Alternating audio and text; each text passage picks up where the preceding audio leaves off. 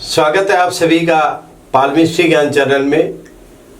आज हम हाथों की सीरीज में तत्वों की सीरीज के लेके वीडियो चल रहे हैं। तो पहले हमारी अग्नि तत्व की आई है, तो अब हम जल तत्व की बात करेंगे।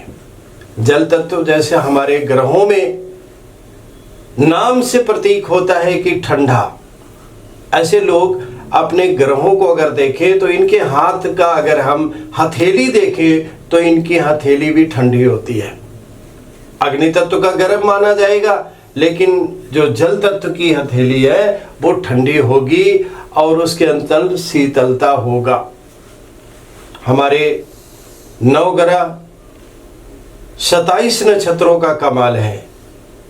अगर हम शुरुआत करते हैं तो सुबह से करते हैं, गुड मॉर्निंग से करते हैं। जो इंसान अपनी लाइफ में इन ग्रह नक्षत्रों का खेल समझता है तो आज ऊंचाइयों पर पहुंचा है। कई बार हम इग्नोर करते हैं, लेकिन हम अपनी मर्जी कुछ नहीं कर सकते।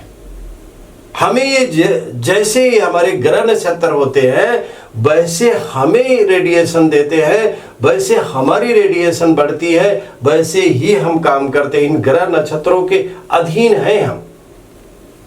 अगर हथेली में देखें, इनका जो हथेली है और उंगली है, इन दोनों की जो समानता बताई गई है बराबर की बताई गई है। उंगलियां भी बराबर होंगी और हथेली भी बराबर होगी। ऐसे लोग आप देखें कि जैसे समुद्र में लोग गोता लगाते हैं और पानी में क्रियाकलाप करते हैं। कई लोग आप देखें तो जीवन में जो इंसान पानी में गोता लगाने वाला होता है, अगर वो तैर जाता है तो उस जीवन के अपने सारे लक्ष्यों को पूरा कर लेता है। लेकिन कई बार आपने देखा होगा जिसको समुद्र में तैरना नहीं आता तो कहीं न कहीं वो पीछे गिर जाता है, नीचे गिर जाता है। वही होती है इनके अंदर की क्रियाकलाप। अगर उठते हैं तो ये लोग बड़े ऊपर ऊंचाइयों तक जाते हैं, क्योंकि जल कीड़ा के ये अंग माना जाता है वायु जल तत्व।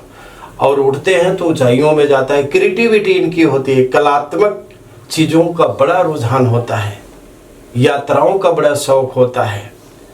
अग्नि तत्व जैसे है उसमें प्रधानता मानी जाती है जोश के और जुनून का, तो इसमें शीतलता की और इसमें कीड़ा की, इसमें कर गुजरने की चाहत होती है।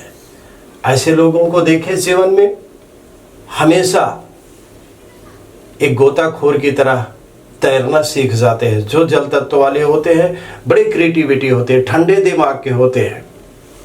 कोई काम जल्दबाजी का नहीं होता है, तसल्ली बख्श से काम करते हैं और ये जीवन में धीरे धीरे आगे की तरफ बढ़ते हैं और सफलता के दरवाजे अपने चाहन की वजह से बढ़ते हैं। और ऐसा देखा गया है कि जो जल तत्व वाले हैं उठते हैं तो बहुत ऊपर उठ जाते हैं, अगर रह जाते हैं तो बहुत नीचे रह जाते हैं। वो भी अपनी क्रियाकलापों की वजह से। हमारे सारे ग्रह नक्षत्रों का खेल है। अगर हम समझें तो हम इन्हीं के अधीन हैं, इन्हीं से कलमबंद है। अगर इन्हीं के हम शरण में चल के इन्हीं से स्पर्श लेते रहे, दुआएं लेते रहे, तो जीवन में ये हमारे जो ग्रह नक्षत्र हैं हमें ऊंचाइयों पर अवश्य पहुंचा देते हैं। तो दोस्तों, ये रही आज की हमारी दूसरी वीडियो। फिर एक नई वीडियो के साथ मिलते हैं। आप सबका पूरा वीडियो देखने के लिए बहुत बहुत धन्यवाद।